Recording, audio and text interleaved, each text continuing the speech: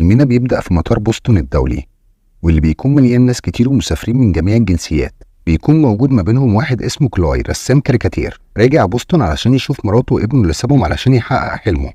وبيتصل كلاي بمراته علشان يعرفها انه وصل بوسطن، لكن للأسف موبايله بيخلص شحن. بيضطر كلاي يستخدم تليفون عمومي في المطار، لكن فجأة بيلاقي المطار كله اتحول لفوضى. بيلاقي كل الناس اللي بتستخدم الموبايلات بيتألموا وبيخرجوا رغوة من بقهم. بعدها بيتحولوا لزومبي، وبتسيطر الفوضى على المطار كله. ناس بتقتل في بعض، وبتمسك بنت الموبايل عشان تتصل بالشرطة، لكن فجأة بتخبط البنت دماغها في الحيط وبتتحول لزومبي هي كمان. شوف كلاي طباخ ماسك سكينة وبيقتل في الناس، وبيهجم الطباخ ده على كلاي علشان يقتله، لكن كلاي بيستخدم الشنطة اللي في ايده وبيدافع بيها عن نفسه، وبيوقع الطباخ على الأرض. وبتظهر مجموعة من الشرطة وبيبدأوا يقتلوا في الزومبي، وبيقول لهم كلاي ان الناس اللي كانت بتستخدم الموبايل هي بس اللي اتحولوا لزومبي، ووقتها ما بيستخدموش الحراس موبايلاتهم علشان يطلبوا المساعدة.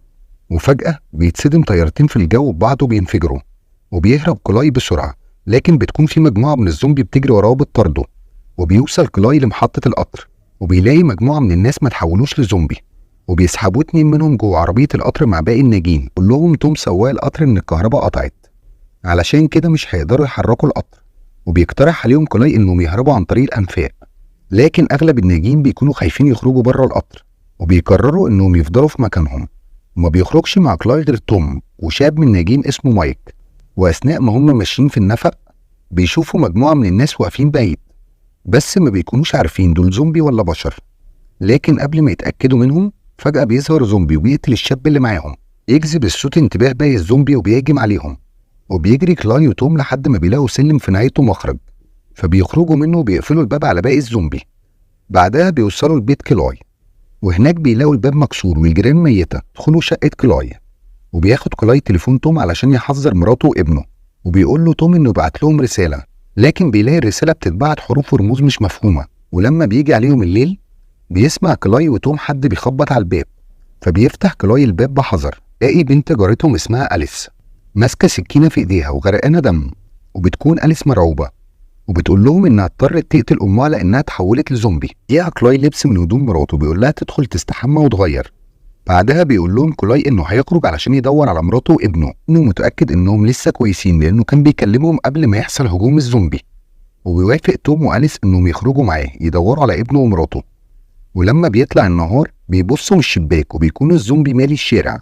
ياخدوا معاهم اسلحه يدافعوا بيها عن نفسهم، وبيخرجوا ال3 وبيسيبوا الشقه، وبيلاقوا مجموعه من الزومبي بيلفوا في دوائر بطريقه غريبه فبيستخبوا منهم.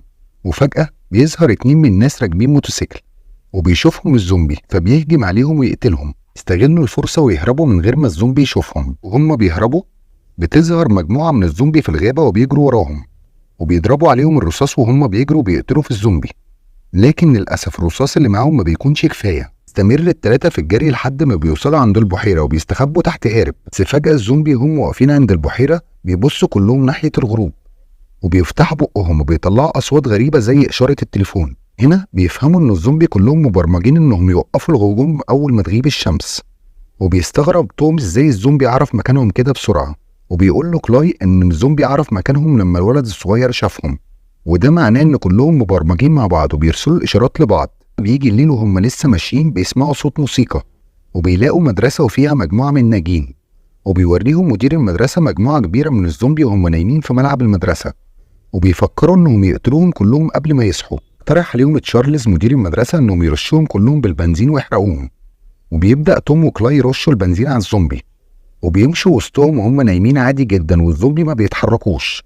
وبعد ما بيخلصوا بيضربوا تشارلز بسهم وبيولع فيهم كلهم، بس النار بتوصل لعربية البنزين وبتنفجر وبيموت تشارلز. وبيقرروا انهم يسيبوا المدرسة ويمشوا، وبعد وقت طويل بيوصلوا البيت مهجور فبيقرروا انهم يستريحوا فيه شوية، وبيناموا كلهم من التعب. وبيحلم كلاي بزومبي مع مراته، بس لما بيصحى وبيحكي للباقيين بيكتشفوا انهم كلهم حلموا نفس الحلم وما بيكونش عندهم اي تفسير للموضوع.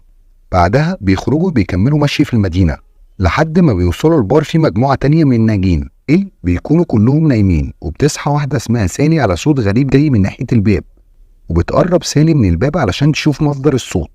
وبيصحى كلاي وبيشوفها، بس فجأة بيهجم عليهم مجموعة من الزومبي، وبتتحول سالي هي كمان لزومبي. من الفوضى المكان كله، وبتصرخ سالي في ودن كلاي علشان تحوله لزومبي، وبيتضح ان الزومبي لما يطلع الصوت ده كفاية قوي علشان يحولك لزومبي.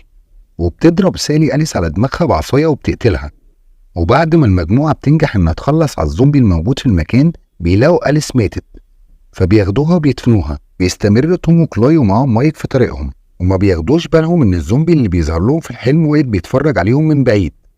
وبيوصلوا لمخيم فيه مجموعة من قاتلي الزومبي يكونوا رابطين زومبي ومغميين عينه، وبنعرف ان اخو دينيس واحدة موجودة معاهم، وبيقول لهم انهم بيستخدموه كإنذار لانه بيكون ساكت وما بيتحركش غير لما بيحس ان زومبي بيقرب من مكان. يكونوا مغميين عينه لانه لو شافهم هيبعت اشارات، وبكده هيعرف باقي الزومبي مكانهم. وبيتكلم الزومبي بيطلع صوت شبه صوت ابن كلاي. اما كلاي بيقرب منه وبيشيل الغطا من على عينه، الزومبي بيقول له اهلا يا بابا بصوت ابنه، فتوم بيضربه وبيقتله بسرعه قبل ما يعرف مكانهم للباقي. بعدها بيركبوا كلهم العربيه وبيهربوا من المكان.